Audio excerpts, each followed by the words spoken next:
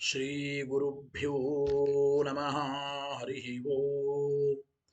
ಶುದ್ಧಾನಂದೋರು ಸಂವಿದ್ವಿತಿ ಬಲಬಹುಲೌದಾರ್ಯ ವೀರ್ಯಾದಿದೇಹಂ ಚಿಂತಾ ಸಂತಾಪಲೇಪೋದ್ಭವ ಮೃತಿ ಮುಖರ ಶೇಷದೋಷಾತಿ ದೂರಂ ಸದ್ಭಿರವೈರಾಗ್ಯ ಭಕ್ತಿ ಶ್ರುತಿಮತಿ ನಿಯತ ಧ್ಯಾನಜ ಜ್ಞಾನಯೋಗಾತ್ ಗಮ್ಯಂ ವಂದೇ ಮುಕುಂದಾಭಿಧಮಮಲಬಲಂ ಬ್ರಹ್ಮವೇದಾಂತವೇದ್ಯಂ ಯಾಂಚಾಮಂದರಲೋನಿತಾದ್ಯತ ಉದಯದ್ವಿದ್ಯೇಂದಿರಾ ನಿರ್ಜರೈಃ ಜಾತೋ ಭಾರತ ಪಾರಿಜಾತ ಸುತರು ಸದ್ಬ್ರಹ್ಮ ಸೂತ್ರಾಮೃತಂ ಆಸೀತ್ ತಂತ್ರ ಪುರಾಣ ಸನ್ಮಣಿಗಣೋ ಜಾತಃ ಶುಕೇಂದೋಃ ಸದಾ ಸೋಯಂ ವ್ಯಾಸಸುಧಾನಿಧಿರ್ಭವತು ಮೇ ಭೂತೈಃ ಸತಾಂ ಭೂತಿರಃ.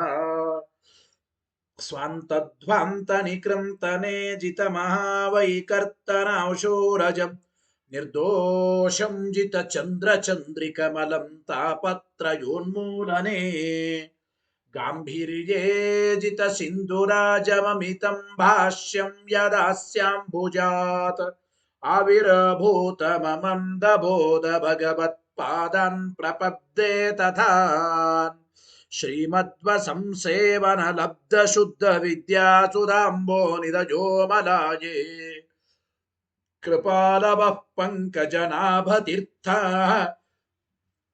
ಕೃಪಾಲವಸ್ಯಾಂ ಮಯಿ ನಿತ್ಯಮೇಷಾಂ ಶ್ರೀಮದ್ರಮಾರಮಣ ಸದ್ಗಿರಿಪಾದ ಸಂಗಿ ವ್ಯಾಖ್ಯಾನಿನಾದದಲಿತಾಖಿಲ ದುಷ್ಟದರ್ಪಂ ದುರ್ವಾದಿವಾರಣ ವಿದಾರಣ ದಕ್ಷ ದೀಕ್ಷಂ ಅಕ್ಷೋಭ್ಯ ತೀರ್ಥ ಮೃಗರಾಜಮಹಂ ನಮಾಮಿ.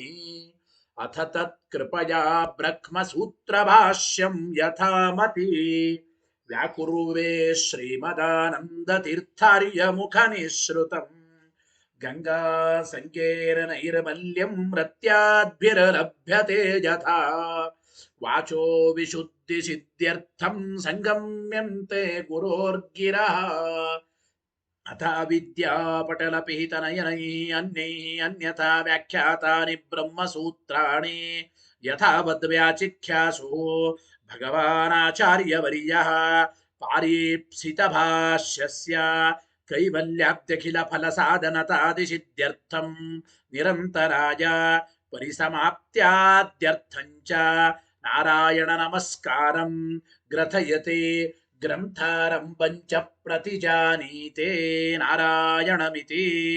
ನಾರಾಯಣಂ ಗುಣೈಃ ಸರ್ವೈಃ ಮುದೀರ್ಣಂ ದೋಷವರ್ಜಿತಂ ಜ್ಞೇಯಂ ಗಮ್ಯಂ ಗುರೋಶ್ಚಾಪಿ ನತ್ವಾ ಸೂತ್ರಾರ್ಥ ಉಚ್ಯತೆ. ಓಮೋ ಮಥಾತೋ ಬ್ರಹ್ಮ ಜಿಜ್ಞಾಸಾ ಓಂ ಶ್ರುತಿ ಕ್ಷೀರಾಬ್ಧಿಮಾಮಥ್ಯ ಧೀಮಂ ಧರಮಹೀಭೃತ ಪ್ರಾಪ್ತಾ ನ್ಯಾಯಸುಧಾಯೇನ ತಂ ಜಯೀಂದ್ರಮಹಂ ಭಜೆ ಬುಧೈರಪಿ ಸುದುರ್ಬೋಧೆ ಗ್ರಂಥೇ ಯನ್ಮಮ ಸಾಹಸಂ ತತ್ಪಾರಯಂತು ನಿಪುಣಾಃ ಗುರುಪಾದರಜಕ್ಕಣಾಃ ಲೌಕಿಕ ಫಲಂ ಲಕ್ಷಣಾಮೃತದೋಹಿನಿಂ ಗುರುವನುಗ್ರಹ ರೂಪಾಂ ತಾಂ ಕಾಮಧೇನುಮುಪಾಸ್ಮಯೇ. ಮದ್ವೋಕ್ತಿರ್ದ್ವಿನದಿ ಜಯಾರ್ಯ ಶುಭವಾಕ್ ಸೂರ್ಯಾತ್ಮಜ ಸಂಗಮೆ ವ್ಯಾಖ್ಯಾ ಸ್ನಾನಮೋಹೋ ವಿಧಾಯ ಹರೇ ಪ್ರಾಪ್ಯ ಪ್ರಸಾದಂ ಪರಂ ಪ್ರಾಪುರುಜೆ ಕೃತಕೃತ್ಯತಾಂ ಗತಮಲಾ ವಿದ್ಯಾದಿರಾಜಾದಯೋ ಯೋಗೀಶಾ ಕೃಪಯಂತು ತೇ ಜಯ ಮುನೇರ್ಭಾವಸ್ಯ ಬೋಧಾಯ ಮೇ ಶುಕೇನ ಶಾಂತ್ಯಾದಿಷು ವಾङ्मयेषु ವ್ಯಾಸೇನ ಧೈರ್ಯಂ ಬುಧಿನೋಪಮೇಯಂ ಮನೋಜಜಿತ್ಯಾ ಮನಸಾಂ ನಿಪತ್ಯ ರಘುತ್ತಮಾಖ್ಯಂ ಸ್ವಗುರುಂ ನಮಾಮಿ. ನ ದಗ್ಧಂ ಯಸ್ಯ ಕೌಪೀನಂ ಅಗ್ನೌ ದತ್ತಮಪಿ ಸ್ಫುಟಂ ವೇದೌ ವ್ಯಾಸ ಗುರುಂ ನೌಮಿ ಶ್ರೀವೇದೇಶ ನಮಸ್ಕೃತಂ ಸತ್ಯನಾಥ ಗುರು ಪಾತು ಯೋಧೀರೋ ನವಚಂದ್ರಿಕಾ ನವಾಮೃತ ಗದಾ ತೀರ್ಥ ತಾಂಡವಾನಿ ವ್ಯಚೀಕೃಪತ ಆರೂಢಃ ಸಹಸಾ ಯತೀಂದ್ರ ಪದವೀಂ ಗತ್ವಾ ಚ ವಾರಾಣಸಿಂ ತತ್ರತ್ಯಾನ್ ಕುಮತ ಪ್ರಚಾರ ನಿರತಾನದ್ವೈತ ದಿಗ್ಧಂತಿನಃ प्रौढार्थे वचने सुयुक्ति खचितै संबीजयन्मोदयन् सत्यध्यान सुखे सरी विजयते पादासित श्रीपतेः प्रावोचद्योतिकं न्याय सुधावाक्यार्थचन्द्रिका सत्यप्रज्ञ गुरुर्दद्यात् प्रज्ञां वैदान्तिकीं सदा बन्धुस्त्वं गुरुरिष्टदैवतमिति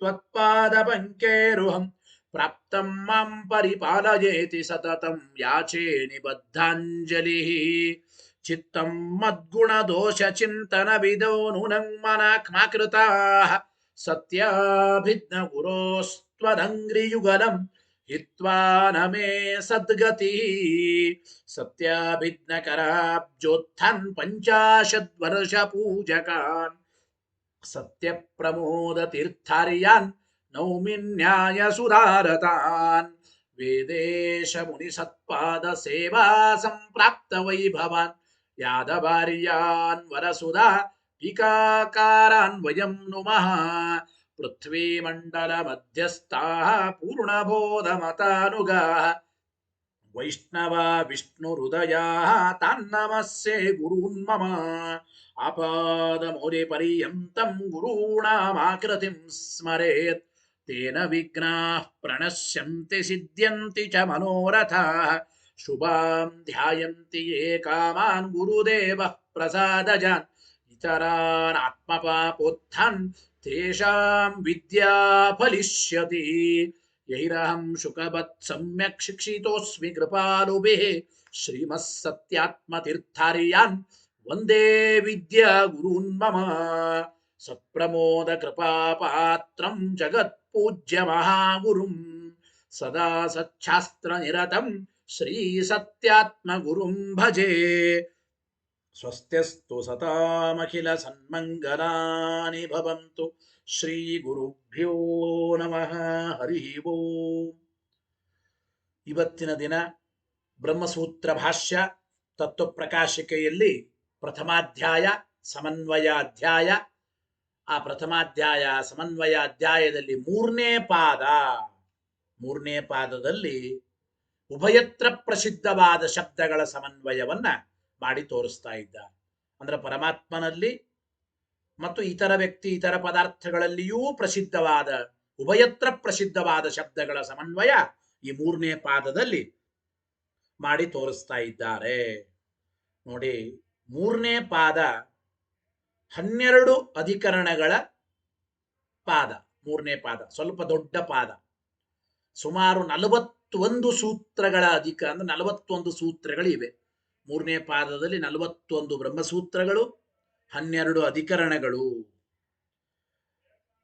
ಈ ಮೂರನೇ ಪಾದದ ಮೊದಲನೇ ಅಧಿಕರಣ ದ್ಯುಭ್ಯಾಧ್ಯಧಿಕರಣ ಅಂತ ಕರೀತಾರೆ.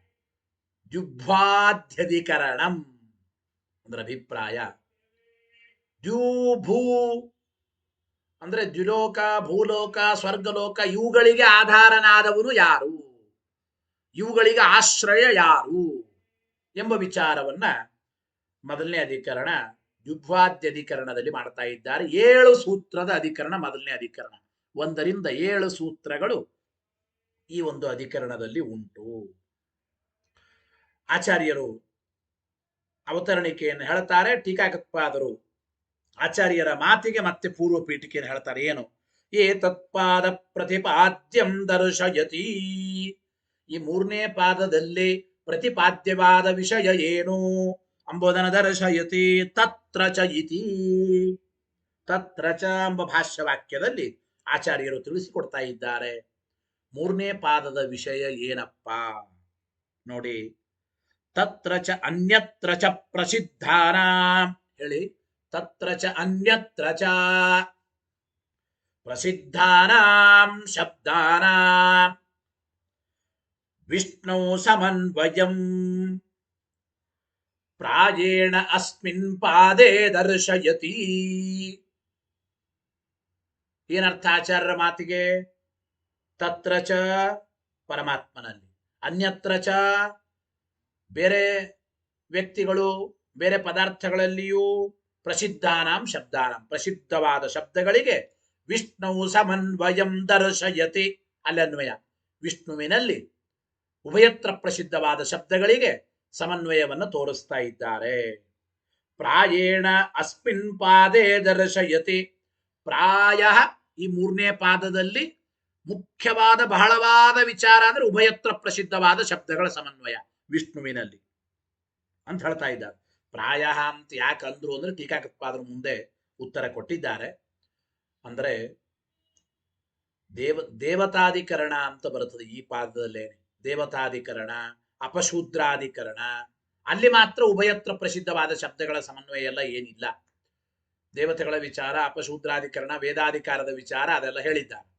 ಆದ್ದರಿಂದ ಆ ಒಂದು ಸುಮಾರು 12 ಅಧಿಕರಣಗಳಲ್ಲಿ 2 ಅಧಿಕರಣಗಳನ್ನು ಬಿಟ್ಟು ಪ್ರಾಯ ಅಂದ್ರೆ 10 ಅಧಿಕರಣಗಳಲ್ಲಿಯೂ ಕೂಡ ಉಭಯತ್ರ ಪ್ರಸಿದ್ಧವಾದ ಶಬ್ದಗಳ ಸಮನ್ವಯವನ್ನ ವಿಷ್ಣುವಿನಲ್ಲಿ ಸೂತ್ರಕಾರರು ಮಾಡ್ತಾ ಇದ್ದಾರೆ. ಆಚಾರ್ಯರು ಅದನ್ನು ತಿಳಿಸಿಕೊಡ್ತಾ ಇದ್ದಾರೆ ಅಂತ ಅಭಿಪ್ರಾಯ. ಪ್ರಾಯೇಣ ಅಸ್ಮಿನ್ ಪಾದೇ ದರ್ಶಯತಿ. ಈಗ ತತ್ವಪ್ರಕಾಶಿಕ ವಾಕ್ಯ ನೋಡಿ ಏನು. ಆಚಾರ್ಯರ ಮಾತಿಗೆ ಟೀಕಾಕೃತ್ಪಾದರು ವಿವರಣೆ ಬರೀತಾ ಹೇಳ್ತಾರೆ.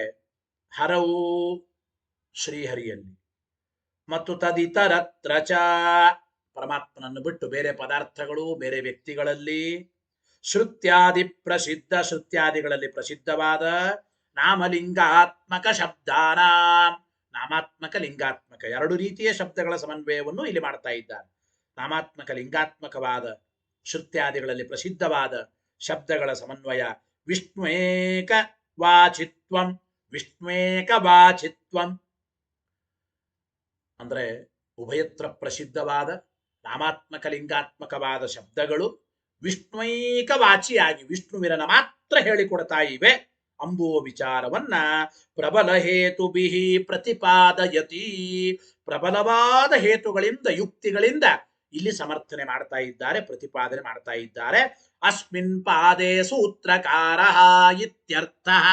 ಈ ಒಂದು ಪಾದದಲ್ಲಿ ಸೂತ್ರಕಾರರು ಉಭಯತ್ರ ಪ್ರಸಿದ್ಧವಾದ ನಾಮಾತ್ಮಕ ಲಿಂಗಾತ್ಮಕ ಶಬ್ದಗಳ ಸಮನ್ವಯವನ್ನ ವಿಷ್ಣುವಿನಲ್ಲಿ ಮಾತ್ರ ಮುಖ್ಯ ವೃತ್ತಿಯಿಂದ ಸಮನ್ವಯ ಮಾಡ್ತಾ ಇದ್ದಾರೆ. ಅಂದ್ರೆ ಎಲ್ಲ ಉಭಯತ್ರ ಪ್ರಸಿದ್ಧವಾದ ನಾಮಾತ್ಮಕ ಲಿಂಗಾತ್ಮಕ ಶಬ್ದಗಳು ವಿಷ್ಣುವೈಕ ವಾಚಿಯಾಗಿವೆ ಅಂಬೋದನ್ನ ಈ 3ನೇ ಪಾದದಲ್ಲಿ ಸೂತ್ರಕಾರರು ಸಮರ್ಥನೆ ಮಾಡ್ತಾ ಇದ್ದಾರೆ ಅಂತ ಆಚಾರ್ಯರ ಮಾತಿಗೆ ಅರ್ಥ. ತತ್ರ ಚ ಅನ್ಯತ್ರ ಚ ಪ್ರಸಿದ್ಧಾನಾಂ ಶಬ್ದಾನಾಂ ವಿಷ್ಣು ಸಮನ್ವಯಂ ಪ್ರಾಯೇಣ ಅಸ್ಮಿನ್ ಪಾದೆ ದರ್ಶಯತಿ. ಇಷ್ಟು ಆಚಾರ್ಯರ ಮಾತಿಗೆ ಟೀಕಾಕೃತ್ಪಾದರು ವಿವರಣೆ ಕೊಟ್ಟರು. ಇಲ್ಲಿ ತತ್ರ ಚ ಅನ್ಯತ್ರ ಚ ಭಾಷ್ಯದಲ್ಲಿ 2 ಚ ಶಬ್ದಗಳಿದೆ. 2 ಚ ಶಬ್ದಗಳಿಗೆ ಅರ್ಥ ಏನಪ್ಪಾ ಅಂದ್ರೆ ಮಿಥಸ್ಸಮುಚ್ಚಯಾರ್ಥವು,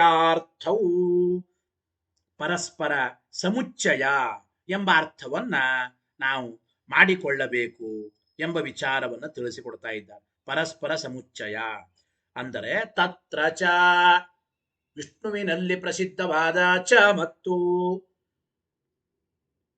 ಅನ್ಯತ್ರ ಚ ಬೇರೆ ಕಡೆನೂ ಪ್ರಸಿದ್ಧವಾದ, ಬೇರೆ ಕಡೆನೂ ಅಂತಂತೀವಲ್ಲ ನಾವು, ಎಳೀತೀವಲ್ಲ ದೀರ್ಘ, ಆ ಚ ಶಬ್ದ ಅಂದ್ರೆ ಹಚ್ಚಿಕೊಳ್ಳೋದು, ಸಮುಚ್ಚಯ, ಪರಸ್ಪರ ಸಮುಚ್ಚಯ ಎಂಬ ಅರ್ಥದಲ್ಲಿ 2 ಚ ಶಬ್ದಗಳು ಉಂಟು. ತತ್ರ ಚ ಅನ್ಯತ್ರ ಚ ಎಂಬಲ್ಲಿರ್ತಕ್ಕಂಥ ಚ ಶಬ್ದಗಳು. ಸರಿ, ಆಚಾರ್ಯರು ಭಾಷ್ಯದಲ್ಲಿ ಪ್ರಾಯೇಣ ಈ 3ನೇ ಪಾದದಲ್ಲಿ ಉಭಯತ್ರ ಪ್ರಸಿದ್ಧ ಶಬ್ದಗಳ ಸಮನ್ವಯ ಅಂತ ಹೇಳಿದ್ದಾರೆ. ಪ್ರಾಯೇಣ ಎಂಬ ಶಬ್ದವನ್ನ ಆಚಾರ್ಯರು ಭಾಷ್ಯದಲ್ಲಿ ಯಾತಕ್ಕೆ ಮಾತಾಡಿದರು ಅಂದರೆ ದೇವತಾದ್ಯಧಿಕರಣವು ವ್ಯಾವರ್ತ್ಯರ್ಥಂ ಪ್ರಾಯೇಣ ಇತಿ. ದೇವತಾಧಿಕರಣ ಮತ್ತು ಆದಿಪದ ಇದೆ ಇಲ್ಲಿ. ದೇವತಾದ್ಯಧಿಕರಣವು ವ್ಯಾವರ್ತ್ಯರ್ಥಂ, ದೇವತಾದಿ ಅಧಿಕರಣ ಅಂದ್ರೆ ದೇವತಾದ್ಯಧಿಕರಣ, ಅಪಶೂದ್ರಾಧಿಕರಣ, ಈ ಅಧಿಕರಣಗಳನ್ನ ಬಿಟ್ಟು ಉಳಿದ ಸಂಪೂರ್ಣವಾದ 10 ಅಧಿಕರಣಗಳಲ್ಲಿಯೂ ಕೂಡ ಉಭಯತ್ರ ಪ್ರಸಿದ್ಧವಾದ ಶಬ್ದಗಳ ಸಮನ್ವಯವನ್ನೇ ಇಲ್ಲಿ ಮಾಡ್ತಾ ಇದ್ದಾರೆ 3ನೇ ಪಾದದಲ್ಲಿ. ಆ 2 ಅಧಿಕರಣಗಳನ್ನು ಬಿಟ್ಟು ಅಂತ ಅಭಿಪ್ರಾಯ. ಅದಕ್ಕೆ ಪ್ರಾಯ ಎಂಬ ಮಾತನ್ನ ಆಚಾರ್ಯರು ಹೇಳಿದ್ದಾರೆ ಅಂತ. ಸರಿ, ಇಲ್ಲಿ ಏನಪ್ಪ ಅಭಿಪ್ರಾಯ?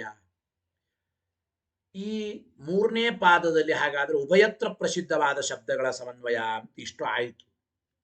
ಈ 3ನೇ ಪಾದದ 1ನೇ ಅಧಿಕರಣ ದ್ವಿಭ್ವಾದ್ಯಧಿಕರಣ, ಇದರ ವಿಷಯ ಏನು? ಈ ಅಧಿಕರಣ ಯಾತಕ್ಕೆ ಹೊರಟಿದೆ ಅದನ್ನ ಮುಂದಿನ ಪ್ಯಾರಾದಿಂದ ಟೀಕಾಕೃತ್ಪಾದರು ತಿಳಿಸಿಕೊಡ್ತಾ ಇದ್ದಾರೆ. ಏನಪ್ಪ ಅಂತಂದ್ರೆ ನೋಡಿ, ತತ್ರ ಈ ಒಂದು ಅಧಿಕರಣಗಳಲ್ಲಿ ರುದ್ರೋ ಬಾಬಲೋಕಾಧಾರ, ರುದ್ರನೇ ಇಡೀ ಲೋಕಕ್ಕೆ ಆಧಾರ ಒಂದು ವಾಕ್ಯ ಇದೆ. ಆಮೇಲೆ ವಾಯುನಾ ವೈ ಗೌತಮ ಸೂತ್ರೇಣ ಅಯಂಚ ಲೋಕಃ ಪರಂಚ ಲೋಕಃ ಸರ್ವಾಣಿ ಭೂತಾನಿ ಸಂದೃಪ್ತಾನಿ ಭವಂತಿ. ಇಷ್ಟಕ್ಕೆ ಅರ್ಥ ಏನಪ್ಪ? ಹೇ ಗೌತಮ, ಅದು ಸಂಬೋಧನೆ. ಎಲ್ಲೋ ಗೌತಮನೇ, ಸೂತ್ರೇಣ ವಾಯುನ, ಸೂತ್ರನಾಮಕರಾದ ವಾಯುದೇವರಿಂದಲೇನೆ ಅಯಂ ಲೋಕಃ ಪರಶ್ಚ ಲೋಕಃ, ಈ ಲೋಕ ಮತ್ತು ಪರಲೋಕ ಇವೆಲ್ಲವೂ ಕೂಡ ಅಂದ್ರೆ ಧರಿಸಲ್ಪಟ್ಟಿವೆ ಅಂತ ಅಭಿಪ್ರಾಯ. ಎಲ್ಲ ಲೋಕಗಳಿಗೂ ಆಧಾರ ವಾಯುದೇವರು ಅಂತ ಎರಡನೇ ವಾಕ್ಯ. ಅಯಂ ಲೋಕಃ ಪರಶ್ಚ ಲೋಕಃ ಸರ್ವಾಣಿ ಭೂತಾನಿ, ಸರ್ವಾಣಿ ಭೂತಾನಿ ಅಂದ್ರೆ ಎಲ್ಲ ಪ್ರಾಣಿಗಳು ಕೂಡ ಧರಿಸಲ್ಪಟ್ಟಿವೆ. ಸಮೃದ್ಧಾನಿ ಭವಂತಿ, ಹೇ ಗೌತಮ, ಸೂತ್ರನಾಮಕರಾದ ವಾಯುದೇವರಿಂದಲೇ ಈ ಲೋಕ ಪರಲೋಕಗಳು ಮತ್ತು ಎಲ್ಲ ಪ್ರಾಣಿಗಳು ಸಕಲ ಜೀವರಾಶಿಗಳು ಎಲ್ಲರೂ ಕೂಡ ಸರ್ವಾಣಿ ಭೂತಾನಿ ಸಂದೃಬ್ಧಾನಿ ಭವಂತಿ, ಧರಿಸಲ್ಪಟ್ಟಿವೆ. ಅಂದ್ರೆ ಇವೆಲ್ಲವುಗಳಿಗೂ ಆಧಾರ ವಾಯುದೇವರು ಅಂತ ಎರಡನೇ ವಾಕ್ಯದಲ್ಲಿ ಒಂದು ಮಾತು ಉಂಟು. ವಿಷಯ ತಿಳಿರಿ, ಯಾಕೆ ಏನು ಮುಂದೆ ಹೇಳ್ತೇನೆ. ಸರಿ, ಎರಡು ವಾಕ್ಯದ ಅರ್ಥ. ಮೂರನೇ ವಾಕ್ಯ, ಆಕಾಶ ಏವ ತದೋತಂಚ ಪ್ರೋತಂಚ ಸರ್ವೇ ವಾಯೇತೆ ಪ್ರಾಣಾಶ್ಚ ಪ್ರಾಣಿನಶ್ಚ ದೇವಾಶ್ಚ ದಿವ್ಯಾನಿ ಚ ಲೋಕಾಶ್ಚ ಲೋಕಿನಶ್ಚ ಅಲೋಕಾಶ್ಚ ಅಲೋಕಿನಶ್ಚ ವಿಷ್ಣಾವೇವ ಓತಾಶ್ಚ ಪ್ರೋತಾಶ್ಚ ಇತ್ಯಾದಿನ ಉಭಯತ್ರ ಪ್ರಸಿದ್ಧ ದ್ಯುಭ್ವಾಧ್ಯಾಯತನತ್ವಲಿಂಗಸ್ಯ ಭಗವತಿ ಸಮನ್ವಯ ಪ್ರತಿಪಾದನಾತ್ ಅಸ್ತಿ ಶಾಸ್ತ್ರಾದಿ ಸಂಗತಿ.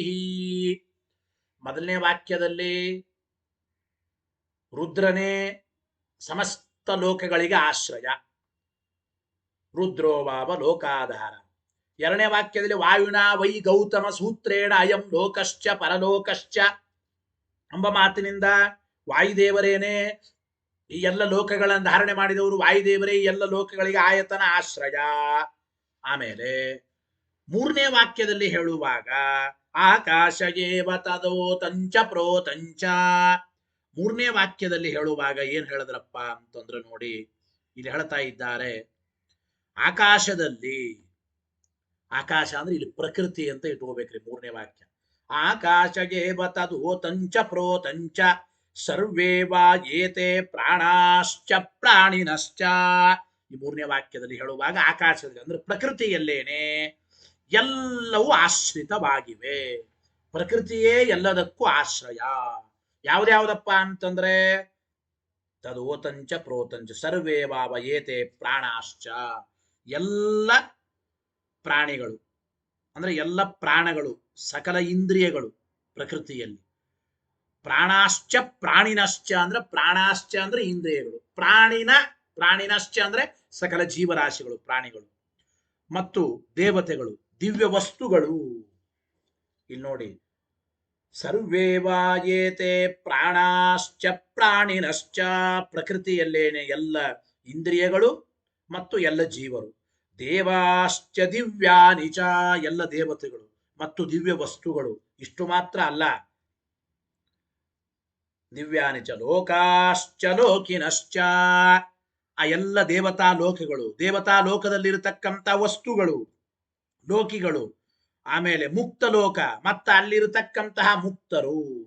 ಲೋಕಾಶ್ಚ ಲೋಕಿನಶ್ಚ ಅಂದಮೇಲೆ ಅಲೋಕಾಶ್ಚ ಅಲೋಕಿನಶ್ಚ ಅಂದ್ರೆ ಅಲೋಕರು ಅಂದ್ರೆ ಮುಕ್ತರು, ಅಲೋಕಿನಶ್ಚ ಅಂದ್ರೆ ಆ ಮುಕ್ತಿಯಲ್ಲಿರ್ತಕ್ಕಂಥ ಎಲ್ಲ ಪದಾರ್ಥಗಳು. ಇವೆಲ್ಲವೂ ಕೂಡ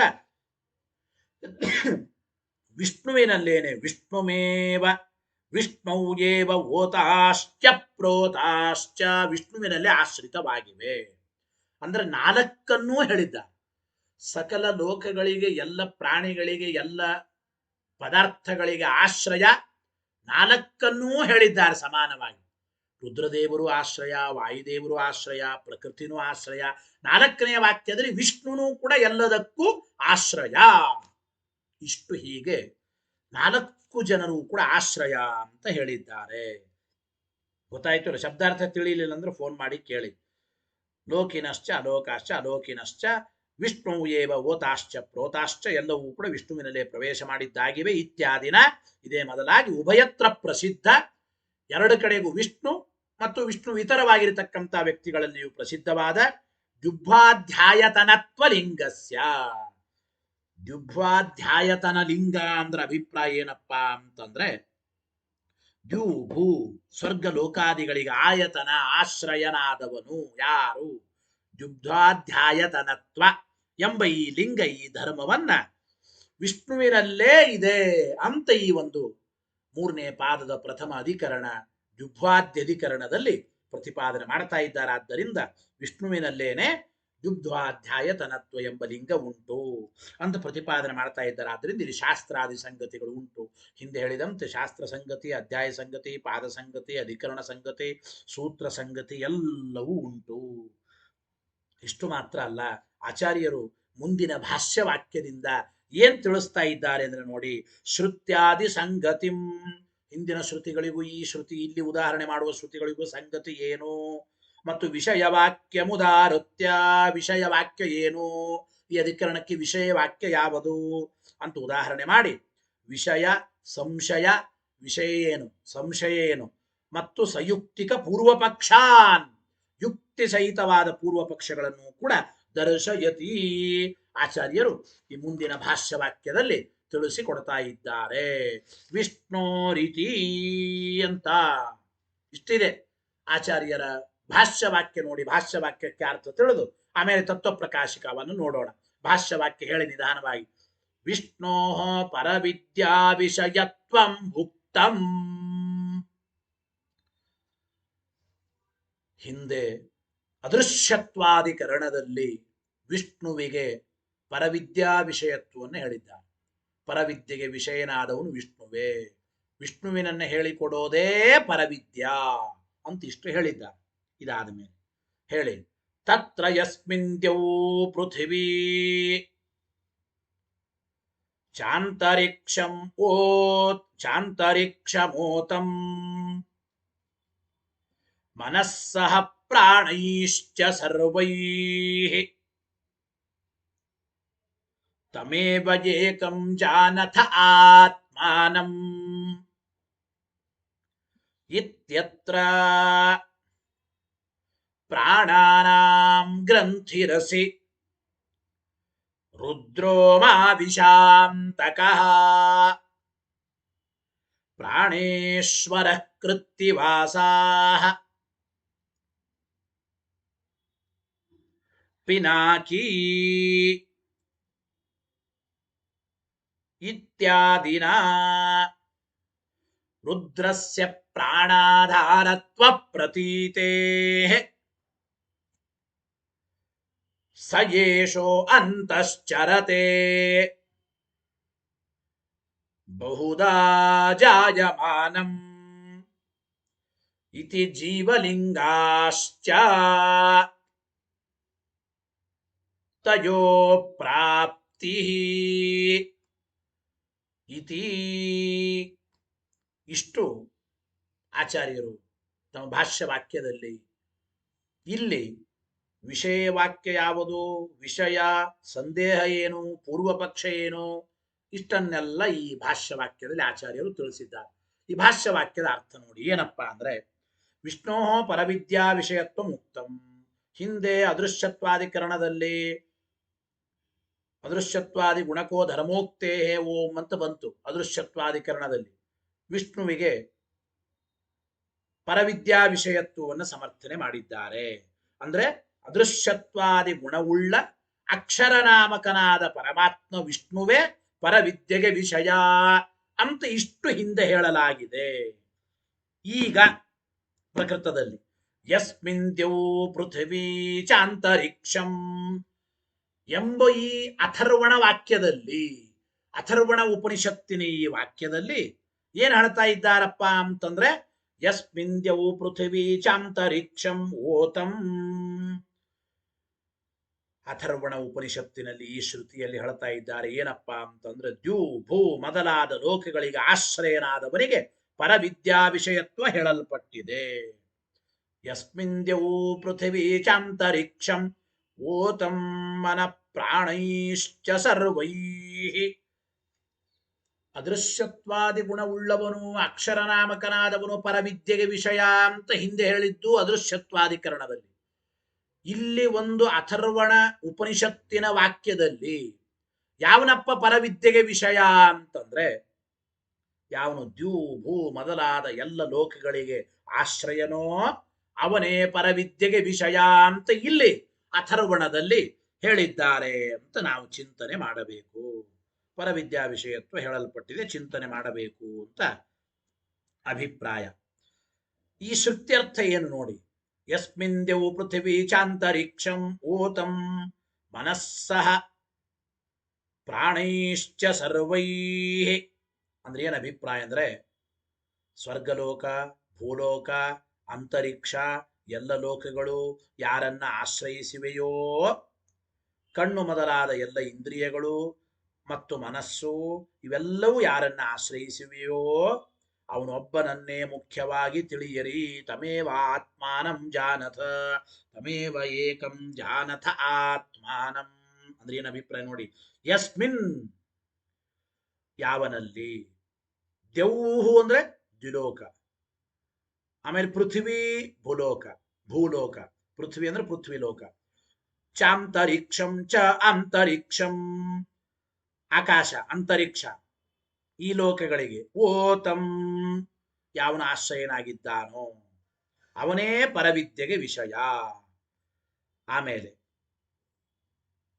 ಮನಸ್ಸಃ ಪ್ರಾಣೈಶ್ಚ ಸರ್ವೈಃ, ಕಣ್ಣು ಮೊದಲಾದ ಇಂದ್ರಿಯಗಳು, ಸರ್ವೈಃ ಪ್ರಾಣೈಶ್ಚ ಎಲ್ಲ ಇಂದ್ರಿಯಗಳು, ಮನಸ್ಸು ಯಾರನ್ನ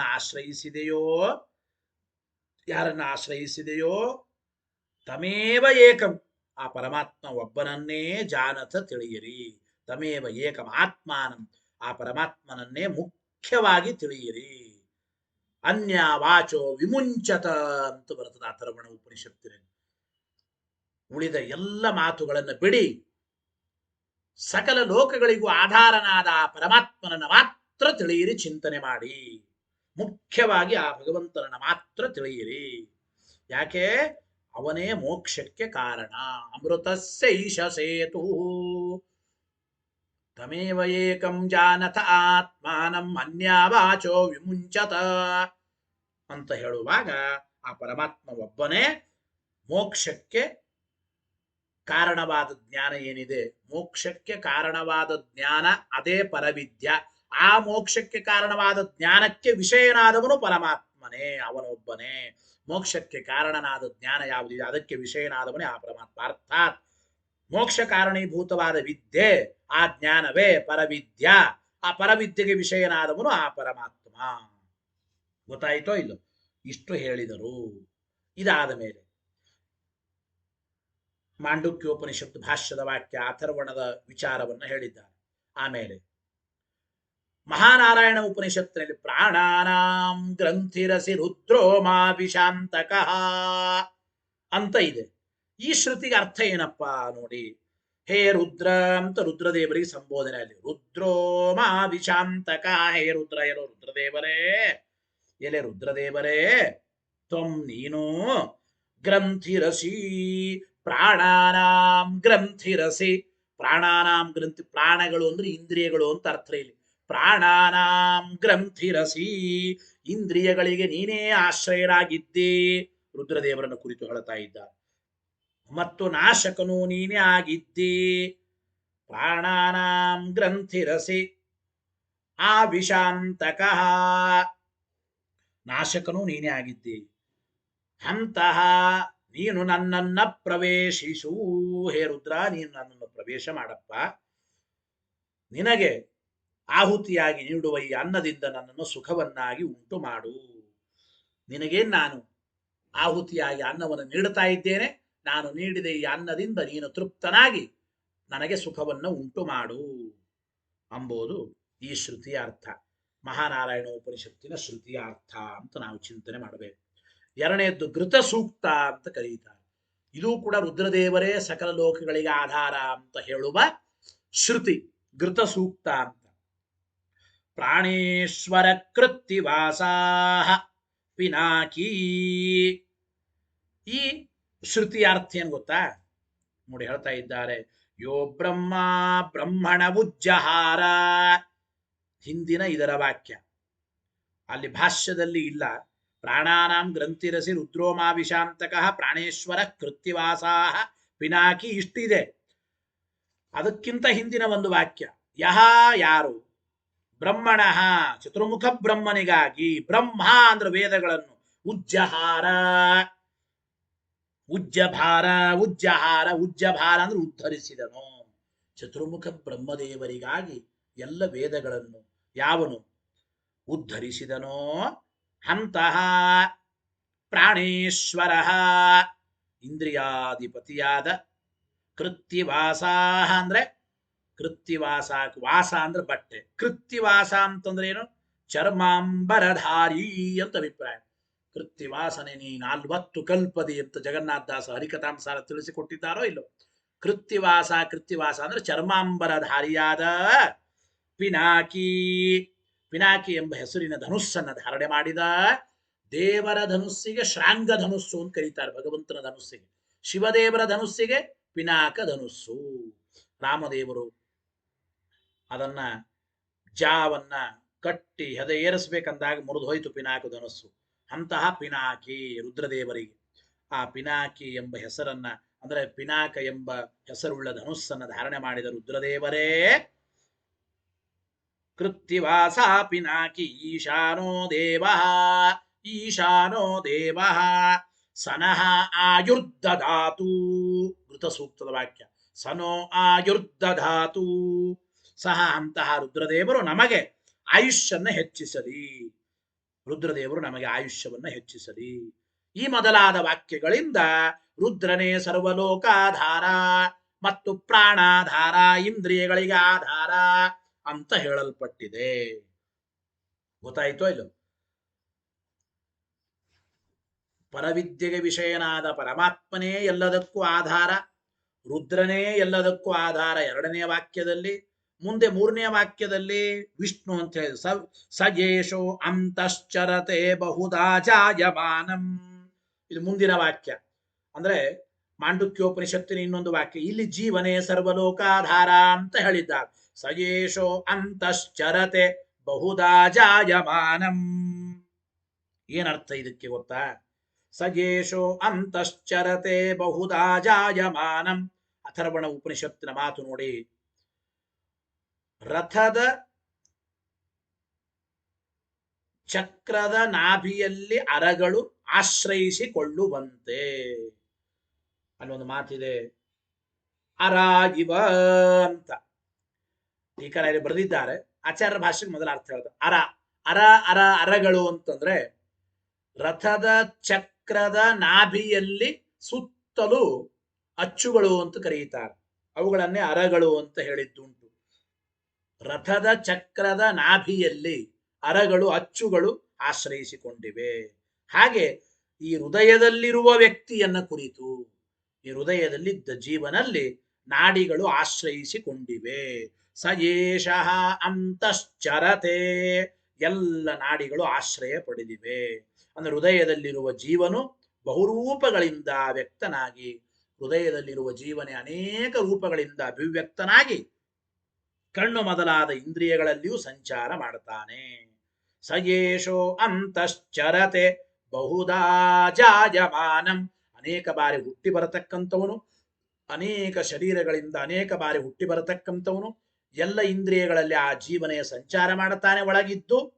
ಆ ರೀತಿ ರಥದ ಚಕ್ರದ ನಾಭಿಯಲ್ಲಿ ಅರಗಳು ಆಶ್ರಯಿಸಿಕೊಂಡಂತೆ ಈ ಹೃದಯದಲ್ಲಿ ಇರುವ ಈ ಜೀವನನ್ನೇ ಈ ನಾಡಿಗಳೆಲ್ಲವೂ, ಪಲ್ಸ್ಗಳು, ನಾಡಿಗಳೆಲ್ಲವೂ ಆಶ್ರಯಿಸಿಕೊಂಡಿವೆ ಎಂಬ ಮಾತನ್ನ ತಿಳಿಸಿಕೊಡ್ತಾ ಇದ್ದಾರೆ.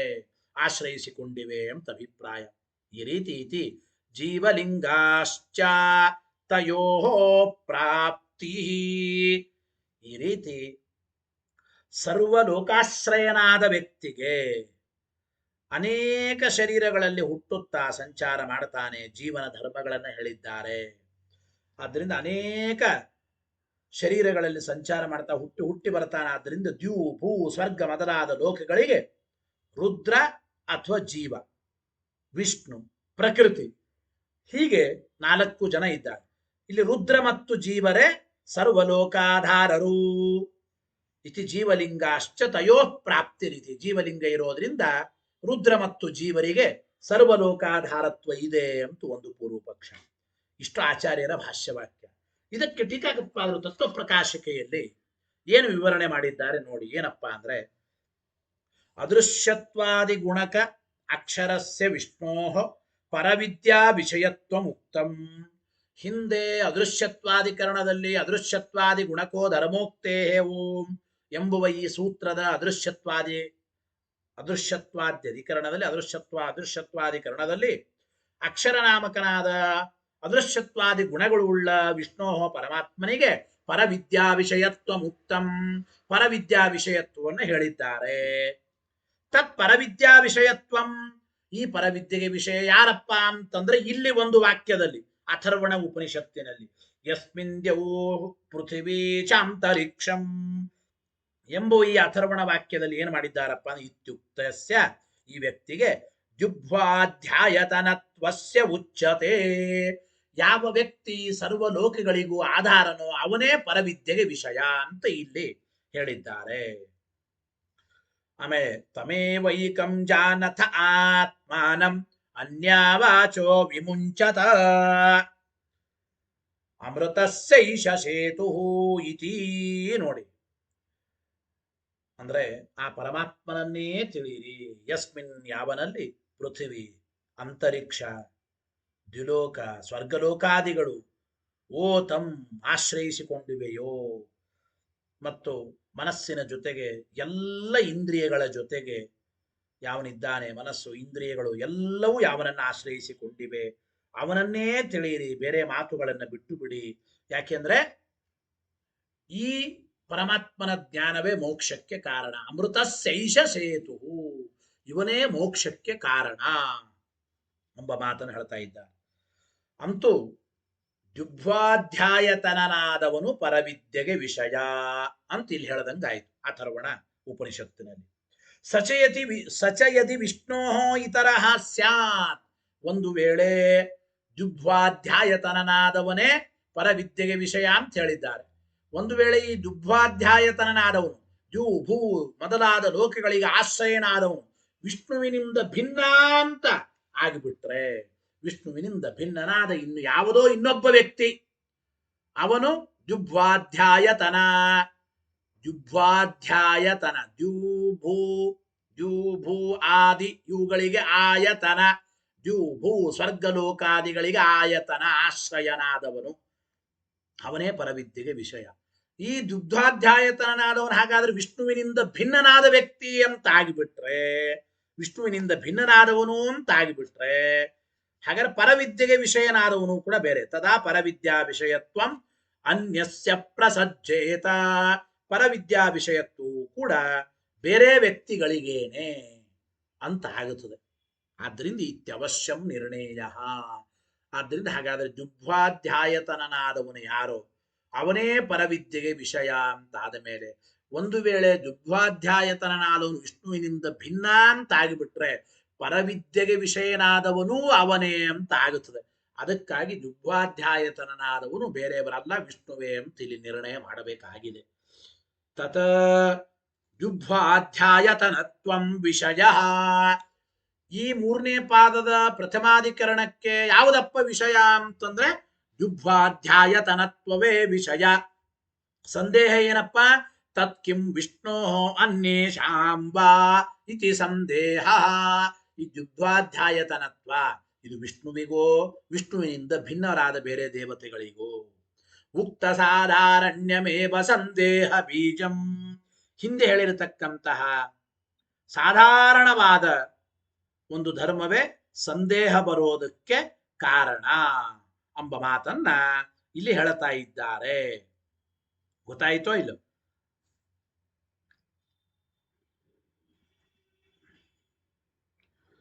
ಉಕ್ತ ಸಾಧಾರಣ್ಯಮೇವ ಸಂದೇಹ ಬೀಜಂ. ಯಾಕೆ ಅಂದ್ರೆ ಹಿಂದೆ ಹೇಳಿದಂತೆ ಮಾಂಡುಕ್ಯೋಪನಿಷತ್ತು ಅಥರ್ವಣದಲ್ಲಿ ರುದ್ರದೇವರಿಗೂ ದುಗ್ಧಾಧ್ಯಾಯತನತ್ವ ಹೇಳಿದ್ದಾರೆ, ಪ್ರಕೃತಿಗೆ ಹೇಳಿದ್ದಾರೆ, ಆಮೇಲೆ ವಾಯುದೇವರಿಗೆ ಹೇಳಿದ್ದಾರೆ, ಜೀವನಿಗೆ ಹೇಳಿದ್ದಾರೆ, ವಿಷ್ಣುವಿಗೂ ಹೇಳಿದ್ದಾರೆ. 5 ಜನಕ್ಕೆ ದುಗ್ಧಾಧ್ಯಾಯತನತ್ವ ಹೇಳಿದ್ದಾರೆ. ಹೀಗೆ ಎಲ್ಲರಿಗೂ ದುಗ್ಧಾಧ್ಯಾಯತನತ್ವ, ಎಲ್ಲ ಲೋಕಗಳಿಗೆ ಆಶ್ರಯರಾದವರು ಒಬ್ಬೊಬ್ಬರು ಅಂತ ಒಂದೊಂದು ಸಲ ಹೇಳಿದ್ದಾರೆ. ಅಂದಮೇಲೆ ಹಾಗಾದ್ರೆ ಇಲ್ಲಿ ದುಗ್ಧಾಧ್ಯಾಯತನರಾದವರು ವಿಷ್ಣುವೋ ವಿಷ್ಣುವಿನಿಂದ ಭಿನ್ನರಾದವರು ಎಂಬುವ ಸಂದೇಹ ನಮಗೆ ಬರ್ತಾ ಇದೆ ಎಂಬುವ ಅಭಿಪ್ರಾಯವನ್ನ ಟೀಕಾಕೃತ್ಪಾದರು ಇಲ್ಲಿ ತಿಳಿಸಿಕೊಡ್ತಾ ಇದ್ದಾರೆ. ಹಾಗಾದ್ರೆ ಏನಪ್ಪ ತಿಳಿಸಿಕೊಡ್ತಾ ಇದ್ದಾರೆ? ದುಗ್ಧಾಧ್ಯಾಯತನತ್ವಂ. ಪೂರ್ವ ಪಕ್ಷ ಮಾಡ್ತಾ ಇದ್ದಾರೆ. ಈ ದುಗ್ಧಾಧ್ಯಾಯತನತ್ವ, ದ್ಯೂ ಭೂ ಸ್ವರ್ಗ ಮೊದಲಾದ ಲೋಕಗಳಿಗೆ ಆಶ್ರಯರಾದವರು ಯಾರಪ್ಪ ಅಂದರೆ ರುದ್ರ ಪ್ರಧಾನ ಜೀವವಾಯೂನಾಂ ಇತಿ ಪೂರ್ವ ಪಕ್ಷ. 4 ಜನರಿಗೆ ಹೇಳಬಹುದ್ರೆ ಸರ್ವಲೋಕಾಶ್ರಯತ್ವ. ಯಾರ್ಯಾರಿಗೆ? ರುದ್ರ ಪ್ರಧಾನ ಅಂದ್ರೆ ಪ್ರಕೃತಿ ತತ್ವ, 3ನೇದ್ದು ಜೀವ, 4ನೇದ್ದು ವಾಯುದೇವರು, ವಾಯುವಿಗೆ. ಈ 4 ಜನಕ್ಕೆ ಸರ್ವಲೋಕಾಧಾರತ್ವ ಅಂಬೋದಿದೆ, ವಿಷ್ಣುವಿಗೆ ಇಲ್ಲ ಅಂತ ಪೂರ್ವ ಪಕ್ಷ. ಯಾಕೆ? ಅತ್ರ ಉಕ್ತ ಪ್ರಾಣಾಧಾರತ್ವಸ್ಯ ಪ್ರಾಣಾನಾಂ ಗ್ರಂಥಿರಸಿ ಪ್ರಾಣೇಶ್ವರ ಇತ್ಯಾದಿನ ರುದ್ರೇ ಪ್ರತೀತೇ. ಹಿಂದೆ ಹೇಳಿದಂತೆ ರುದ್ರದೇವರೇ ಸರ್ವಲೋಕಾಧಾರರು ಅಂತ ಹೇಳ್ಬೋದು. ಯಾಕೆಂದ್ರೆ ರುದ್ರೋ ವಾವಲೋಕಾಧಾರ ಎಂಬ ಶ್ರುತಿಯಲ್ಲಿ ರುದ್ರನಿಗೆ ಸರ್ವಲೋಕಾಧಾರತ್ವ ಅಂದ್ರೆ ದುಗ್ಧಾಧ್ಯಾಯತನತ್ವ ಹೇಳಲ್ಪಟ್ಟಿದೆ. ಮತ್ತು ಮನೋವೈ ರುದ್ರ ಓತಂ ಪ್ರೋತಂಚ ಎಂಬ ಶ್ರುತಿನೂ ಕೂಡ ರುದ್ರನನ್ನ ಮನಸ್ಸು ಚೆನ್ನಾಗಿ ಆಶ್ರಯಿಸಿದೆ ಎಂಬ ಮಾತನ್ನೇ ಇಲ್ಲಿ ಹೇಳ್ತಾ ಇದ್ದಾರೆ. ರುದ್ರದೇವರಿಗೆ ಸರ್ವಲೋಕಾಧಾರತ್ವ ಎಂಬುದು ಪ್ರತೀತವಾಗುತ್ತಾ ಇದೆ ಶ್ರುತಿಯಲ್ಲಿ. ತಥಾ ಅದೇ ರೀತಿ ದ್ಯೂಭೂ ಅಂತರಿಕ್ಷ ಆಯತನತ್ವಸ್ಯ ರುದ್ರೋ ವಾವಲೋಕಾಧಾರ ಇತಿ ತಸ್ಮಿನ್ ಉಕ್ತತ್ವ. ಶಿವನಲ್ಲೇ ಹೇಳಿದ್ದಾರೆ.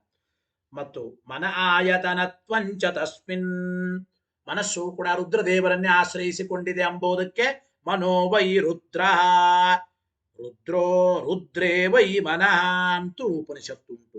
ಓತಂಚ ಪ್ರೋತಂಚ ಇತಿ ಪ್ರತೀಯತೆ. ಹೀಗೆ ಇರೋದ್ರಿಂದ ರುದ್ರದೇವರಿಗೇನೆ ಸರ್ವಲೋಕಾಧಾರತ್ವ ಉಂಟು. ನಚ ಏತಶ್ರುತೀನಾಂ ವಿಷ್ಣು ವಿಷಯತ್ವಂ. ಇಲ್ರಿ, ರುದ್ರನೇ ಸರ್ವಲೋಕಾಧಾರ ಅಂತ ಹೇಳುವ ಈ ಶ್ರುತಿ ವಾಕ್ಯಗಳೆಲ್ಲ ವಿಷ್ಣು ವಿಷಯಕ ಅಂತ ನಾವು ಅರ್ಥ ಹೇಳ್ತೇವೆ. ವಿಷ್ಣು ವಿಷಯಕ ಅಂತ ಹೇಳಬಹುದಲ್ಲ, ಹೇಳಲಿಕ್ಕೆ ಬರಲ್ಲ ಅಂದ್ರೆ ಅವರು ಪೂರ್ವ ಪಕ್ಷಿಗಳು ಸರ್ವತಃ ಹಾಗೆ ಹೇಳಲಿಕ್ಕೆ ಬರಲ್ಲ. ಯಾತಕ್ಕೇಂದ್ರೆ ನೋಡಿ, ಇಲ್ಲಿ ಶಿವದೇವರನ್ನೇ ಹೇಳಿಕೊಡೋ ಶಬ್ದ ಇವೇನೇ ಹೊರತು ಸರ್ವಲೋಕಾಧಾರನಾದವನು ಶಿವನೇ. ಯಾಕೆ? ಶಿವರನ್ನೇ ಹೇಳಿಕೊಡೋ ಶಬ್ದ. ಅಂತಕ ರುದ್ರೋಮಾಭಿಶಾಂತಕ ಕೃತ್ತಿವಾಸ ಪಿನಾಕಿ ಕೃತ್ತಿವಾಸ ಪಿನಾಕಿ ಇತ್ಯಾದಿ ರುದ್ರಲಿಂಗಾತ್.